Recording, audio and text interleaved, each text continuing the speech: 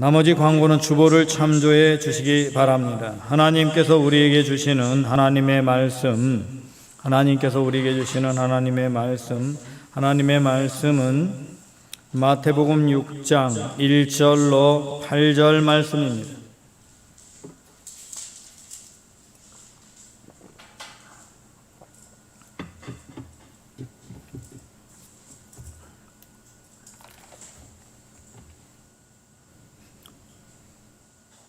사람에게 보이려고 그들 앞에서 너희 의를 행하지 않도록 주의하라. 그리하지 아니하면 하늘에 계신 너희 아버지께 상을 받지 못하느니라.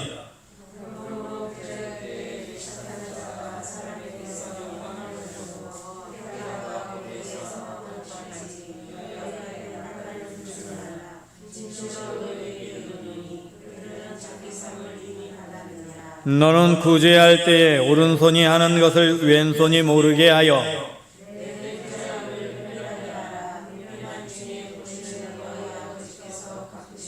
또 너희는 기도할 때에 외식하는 자가와 같이 하지 말라. 그들은 사람에게 보이려고 회당과 큰 거리 어귀에 서서 기도하기를 좋아하느니라. 내가 진실로 너희에게 이르노니 그들은 자기 상을 이미 받았느니라.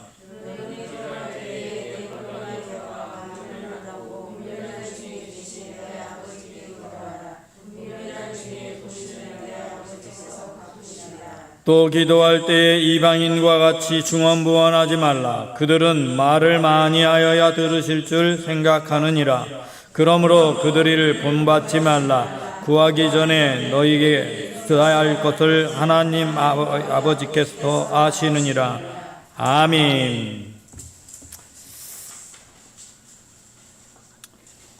우리가 이 땅을 살아가면서 하나님께서 원하시는 선한 일을 행하려고 하면 이 세상에 사는 동안 우리들은 이 세상 사람들 눈치를 자꾸 보는 경향이 있습니다. 하나님이 원하시는 선한 일들을 복음이 정착된 나라에서 많은 사람들이 복음을 믿고 하나님의 백성이 된 기독교 국가에서는 그런 의로운 일을 행할 때에 이 사람들의 눈치를 보는 것이 아니라 사람들이 봐줬으면 하는 마음이 은근히 생겨서 그렇게 행하기도 하고 자기가 행하는 일을 일부러 풀어 드러내는 일들이 있습니다. 그런데 또 반대로 복음이 전해지지 않은 나라에서는 하나님이 원하는 일들을, 또 복음이 정착되지 않은 나라에서 하나님이 원하는 일들을 하면서 사람들이 어떻게 생각할까 때문에 해야 될 일을 하지 못하는 경우도 많이 있습니다. 해야 될 일을 하는 것도 하지 말아야 되는 것도 사람이 기준이 아닌데, 사람 때문에 하는 것이 아닌데 우리는 자꾸만 사람을 의식합니다. 어쩌면 인간이 육체를 가지고 있는 한계고 사회성을 가지고 있기 때문에 그 사회성이 우리로 하여금 하나님께로부터 멀어지게 하는 잘못된 작용을 하는 것이 아닌지도 돌아보게 합니다. 이 기도를 해야 되는데 사람들 때문에 기도를 못하는 사람도 있고, 기도를 해야 되는데 불어 사람들 앞에서 크게 기도하는 사람들도 있습니다. 오늘 성경은 그러한 모습에 대해서 분명히 말씀하고 계십니다. 이 1절이 이렇게 시작되지요. 사람에게 보이려고 그들 앞에서 너희 의를 행하지 않도록 주의하라. 그리하지 아니하면 하늘에 계신 너희 아버지께 상을 받지 못하느니라. 이렇게 시작합니다.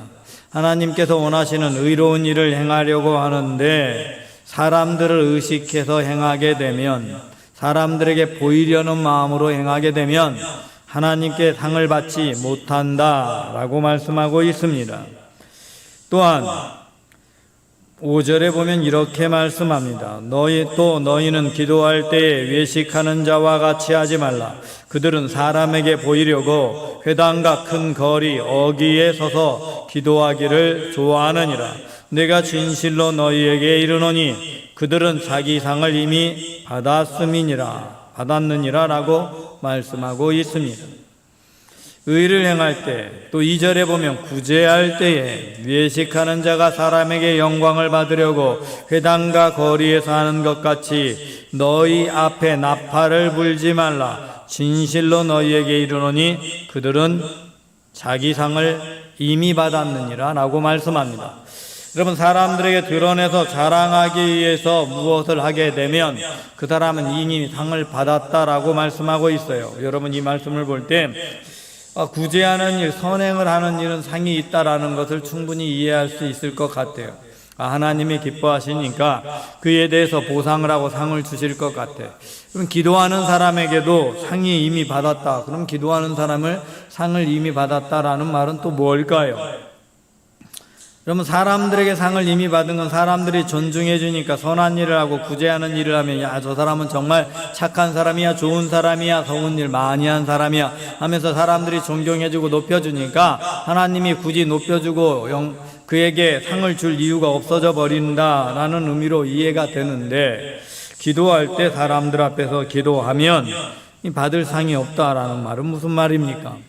여러분, 이것은 그들이 기도할 때 그들의 마음 중심을 하나님이 보시기 때문입니다. 여러분, 기도할 때 우리는 왜 기도합니까? 기도가 응답되기를 원해서 기도하고, 기도하는 내용이 내 삶에서 체험되기를 원해서 기도하는 거예요. 그래서 우리는 하나님이 내게 응답하는 것을 구하는 것이고, 그러므로 하나님께 더 가까이 가고 하나님과 은밀하게 더 만나서 말하고 하나님의 뜻을 체험하고, 하나님과 기쁨 속에서 하나님께서 언제 주실지 응답을 알고 잘못된 것이면 돌이키고 해야 되는 거예요. 여러분, 제가 부모님께 무엇인가 살아계셨다면 부모님께 무엇인가 부탁을 하는데 형님들과 가족이 다 모여놓은 상태에서 아버지 저에게 뭘 도와주세요 라고 부탁을 하겠습니까? 아니면 가족들이 아무도 없는데 가서 아버지 따로 불러서 아버지 저를 도와주세요 라고 말하겠습니까? 여러분, 당연히 사람들 모아놓고 하는 게 아니라 따로 만나서 얘기해야 되는 게 당연하겠지요. 여러분, 이 사람이 기도할 때 사람들이 보는 앞에서 기도했다라는 말은 응답받는 데 관심이 있는 게 아니라 기도하는 사람이라는 칭찬받는 데 관심이 있는 것입니다. 그러니 이 사람은 응답을 믿기보다는 사람들이 기도하는 경건한 사람으로 인정하는 것을 더 원하는 사람이니, 그것은 이미 사람들 앞에서 기도하면서 보여줄 때 다 받아버린 거예요. 그러니 하나님의 응답에 대해 기대할 필요가 없다. 기대하지 말아라 라는 말과 같습니다. 그러니 기도를 사람들 앞에 드러내서 하는 것은 기도의 응답을 받지 못하게 되는 원인이 될 수도 있다는 사실을 우리는 잊지 말아야 합니다. 이 믿음의 사람은 무엇을 하든지 하나님과 나와의 관계 속에서 모든 일을 행하는 겁니다. 여러분, 그래서 우리가 행하는 의라는 것은 사람의 기준의 의가 아니라 하나님의 기준의 의가 되어야 합니다. 여러분, 그러니까 하나님의 기준의 의라고 하니까 별난 신앙인들이 있어서 이 사람들이 말하는 광신도라고 말하거나 이렇게 좀 미쳤다, 잘못 믿어도 크게 잘못 믿는다라고 말하는 그런 사람들이 존재해서 하나님의 말씀만 딱 하고 세상의 모든 규범과 규칙을 다 무시해버리는 사람들이 생겨나지요. 여러분, 하나님이 예배를 드리는 걸 원하십니까? 원하지 예배를 안 드리는 걸 원하십니까? 라고 물으면 다 예배 드리는 걸 원하죠. 그러니 코로나 시대에 예배를 드리는 게 중요하니까 국가에서 무엇을 말하든 무조건 나와서 예배하는 것, 열심히 모여서 다 전교인 모든 성도가 모여서 예배하는 것이 의지요 라고 생각하고 그렇게 행하는 사람들이 많이 있었습니다. 그런 분들 때문에 문제가 일어나기도 하지요. 그런데 왜 그들을 보호해 주지 않았을까? 여러분, 일하는 것은 하나님의 뜻인데 하나님의 뜻에는요 크게 두 가지가 있습니다. 첫 번째 하나님의 뜻은요, 하나님과 우리와의 관계 속에서 나를 향한 구체적인 하나님의 뜻들이 있죠. 일반적인 하나님의 말씀이 있습니다. 이게 하나님의 뜻입니다. 또 하나, 두 번째 하나님의 뜻, 하나님께서 주신 공동체 안에서 그 공동체를 보존하기 위해서 주신 일반적인 규범, 이것 하나님의 뜻입니다. 이걸 우리가 꼭 잊지 말아야 됩니다. 어떤 공동체든 하나님을 대적하는 공동체가 아니라면 그 공동체를 보존하기 위한 법률은 하나님의 뜻이라는 사실을 우리는 믿어야 합니다. 그것이 의라 이 말입니다. 그러니 당연히 공동체를 보존하기 위한 규범은 우리가 지켜나가야 하는 것이에요. 그러면서 하나님께서 원하시는 일들, 이것들을 동시에 행하는, 이게 의예요. 여러분, 우리가 왜 연약한 사람들을 도와주고 구제해야 하는가? 여러분, 그것도 이유를 알아야 돼요. 그냥 불쌍해서 도와주는 것이라면 그것은 별로 의로울 것도 없습니다. 그냥 자기 만족을 위해 돕는 겁니다. 불쌍하다는 감정은 자기의 만족이죠. 그런데 내 마음속에 하나님이 주시는 긍휼함이 생겨나서, 그러니까 불쌍한 것을 넘어서는 거죠. 불쌍함과 사랑. 근데 왜 그러냐면 긍휼과 불쌍함은 차이가 무엇인가 하면요, 불쌍하면요 무조건 도와주는 거예요.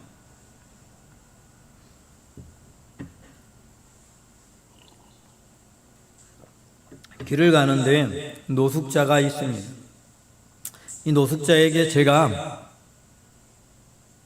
어느 날 5만 원을 줬어요.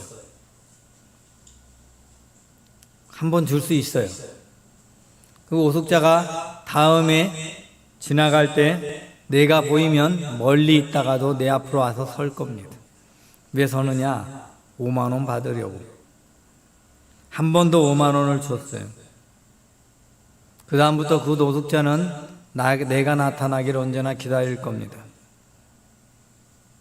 여러분, 이렇게 되면 그 사람을 불쌍해서 도와준 것이지만 결코 그에게 도움을 주거나 유익학을 주거나 구제한 것이 아닙니다. 그는 나를 의지하게 될 테니까요. 여러분, 긍휼한 마음은 무엇이 다른가? 단지 불쌍한 것만 보는 것이 아니라, 누가 하나님이나 누군가가 나를 보고 상 주는 것 기대하고 두는 것이 아니라 그 영혼이 불쌍한 걸 느끼고 그 영혼을 사랑하기 때문에 생겨나는 마음입니다. 그래서 그에게 단지 한순간의 도움만 주는 게 아니라 그의 삶에 진짜 유익이 되는 것이 무엇인지까지 고려해서 선을 베풀 때, 이게 긍휼함에서 나오는 선이겠지요. 오늘 성경은요, 구제할 때 오른손이 하는 것을 왼손이 모르게 하여 라는 말씀이 등장합니다. 여러분, 오른손이 하는 것을 왼손이 모르게 한다는 말씀이 무슨 뜻일까요? 여러분, 이 말씀을 잘 알아야 됩니다.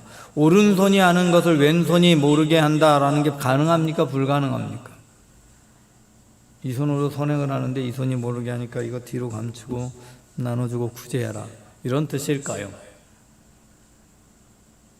여러분, 이게 사실은요, 이 의미를 잘 받아들여야 되는데, 우리가 도와주려고 하면 다른 사람만 안 보는 데서 도와줄 수 있어요. 그런데 다른 사람만 안 보는 데서 도와주는 게 중요한 게 아니에요. 도움받는 사람을 고려해서 도와주는 게 정말 중요해요. 그런데 아까 말한 대로 누가 나를 도와주는 줄 알게 되면 그 사람을 의지하게 되는 거예요. 여러분, 구름이라는 피해라는 게 왜 생겨나느냐? 나의 정신을 지배하는 사람이 존재하기 때문에 생겨나는 거예요. 그런데 잘못하면 구제가 그런 일을 만들어낼 수 있어요. 누군가를 도와주는데 누가 도와주는지를 계속해서 알게 되면 그 사람에게 그는 매이게 되는 존재가 되는 거예요. 오른손이 하는 것을 왼손이 모르게 하라라는 말은 도움받는 사람으로 하여금 누가 돕는지 모르게 하라. 이게 정말 중요합니다. 왜냐하면 그래야 도움받는 사람은 감사만 있고 자유로울 수 있고 그가 하나님께 감사하게 되게 돼요. 누가 돕는지를 알면 그는 사람에게 감사를 하겠지만 누가 돕는지를 모르고 도움을 받으면 하나님이 감사하게 감사하는 거예요. 그죠? 교회가 돕는 것을 알면 정말 유익한, 교회를 통해서 돕잖아요. 그럼 교회가 돕는 것으로 알면 그는 하나님께 감사하게 되어져 있어요. 그러나 누군가 사람이 나를 돕고 있다는 걸 알면 그 사람에게 감사하고 그 사람에게 매이게 되는 것입니다. 그러므로 오른손이 하는 것을 왼손이 모르게 하라. 너희 구제함을 은밀하게 하라. 그러면 누가 보신다? 은밀한 중에 계시는 내 아버지께서 보신다. 그 그래서 그 아버지께서 갚으시는 거예요. 여러분, 나의 모든 상은 하나님의 나라에 하나님께 쌓아놓는 거예요. 누가 나를 돕는지 모르게 그저 선행을 베풀고 하나님의 의를 행하게 되면 하나님은 우리의 행위를 기억하시고 그 받는 사람은 하나님께 감사하게 되어져 있는 것입니다. 그래서 그는 하나님께 영광 돌리고 우리는 하나님으로부터 상급을 받게 되는 것입니다. 여러분, 기도도 아까 말한 것처럼 마찬가지지요. 내가 기도를 얼마나 하는지 그거 중요하지 않습니다. 하나님과 기도하다 보면 회중 앞에서 같이 모여서 통성으로 다 같이 모여서 집회에서 기도할 수 있어요. 이 집회의 기도는 사람들과 함께 기도하는 기도야. 그런데 그곳에서 하나님의 특별한 은혜를 느끼면 그 다음부터는 하나님과 더 깊은 기도의 단계로, 교제의 단계로 나아갈 때는 골방에 문을 닫고 하나님과 단둘이 만남을 갖는 거예요. 여러분, 그렇게 기도할 때 하나님의 뜻을 우리가 아는 거예요. 여러분, 그냥 사람들 앞에서 기도하고 구하는 건요, 하나님의 뜻을 아는 것보다는 주로 뭘 아는 거냐? 내 뜻을 하나님께 구하게 되겠지요. 그죠? 내 뜻을 하나님께 구해.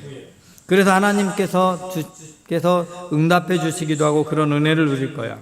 그러나 시간이 지나면 하나님의 뜻을 우리가 알게 되는 거예요.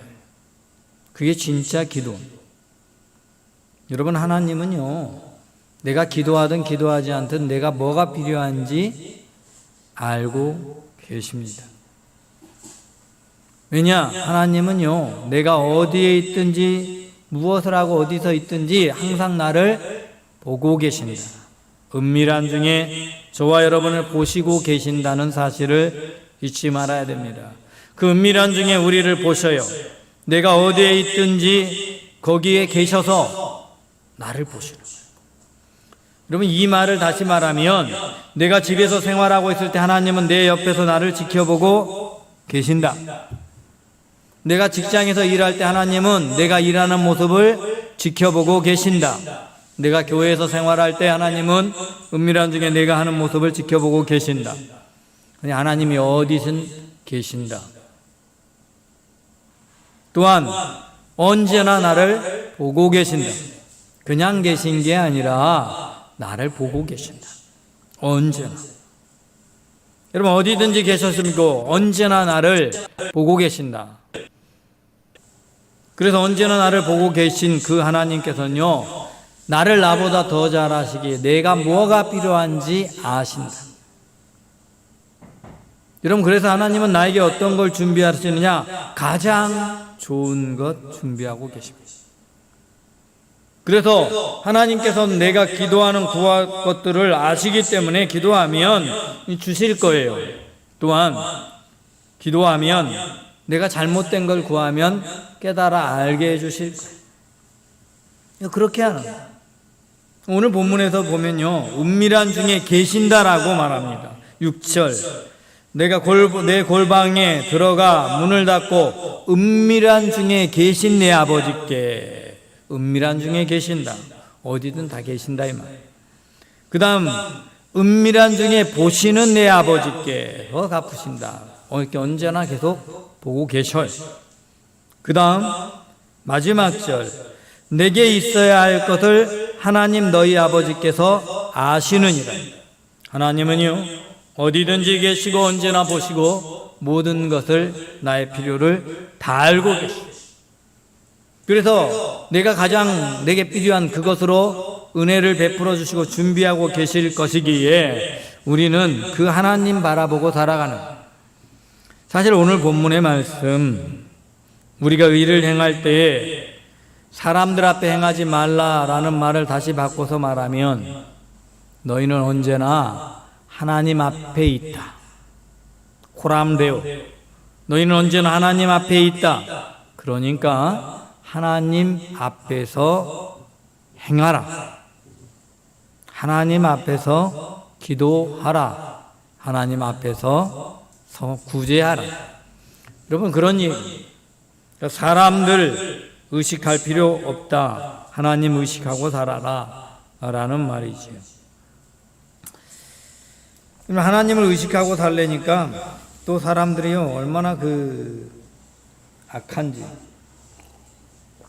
생각이 오묘한지 이 상을 받는다는 말이 너무 좋은 거예요. 그래서 상을 받고 싶은 거예요. 하늘에다 상을 엄청나게 쌓고 싶은 거죠. 그래서 선을 행하려고 하면 엉뚱한 일들을 하는 거예요. 제가요, 레미제라블이라는 영화라 다른 외국 영화 가끔 볼 때, 그 옛날에 그 선한 사람이 나오는 모습을 보면요, 봉건시대 때 모습을 보면 어떤 게 나오느냐면, 부자들이, 영주들이요, 그 딸이랑 자녀랑 일부러 길을 가면서 그 당시에 작은 돈 엿전 같은 동전을 가난한 사람들에게 이렇게 나눠주는 그런 모습이 가끔 나와요. 근데 그게 왜 나오느냐? 선행을 많이 베풀어야 구원받는다는 생각을 가톨릭이 가지고 있어요. 공덕을 많이 쌓아야 된다는 생각을 가지고 있으니까 이 공덕 사상이 생겨나게 되면 하나님의 말씀, 구원이 은혜가 아니고 행위가 중심이 되어버리면 그런 일들이 벌어지는 거예요.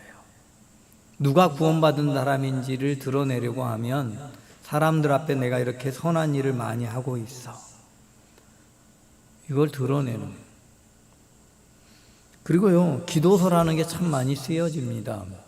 근데 다 기도서들이 여러분 서점에서 찾아보면은 개신교에서 쓰여진 기도서보다요, 그냥 기도문 말고 이 기도문으로 이렇게 집에 가서 대표기도 책자 같은 거 참고하라고 하는 그런 책 말고 이 깊은 기도의 이야기라고 써놓은 책들을 보면 다 카톨릭계 많아요. 카톨릭계 많아요. 그럼 이 카톨릭계 많은 게 과연 긍정적인 것인가? 긍정적인 면이 있다면 그들의 기도가 참 우리보다 더 깊은 데가 있어요. 그건 좀 좋은 면일까. 그래도 도전을 받을 수는 있어.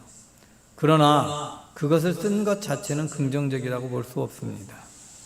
이 기도라는 것은 하나님과 나와의 깊은 교제 속에서 하나님과 나와의 관계 속에 나가는 것인데, 그것을 사람들에게 알려줘야 될 이유가 전혀 없대요.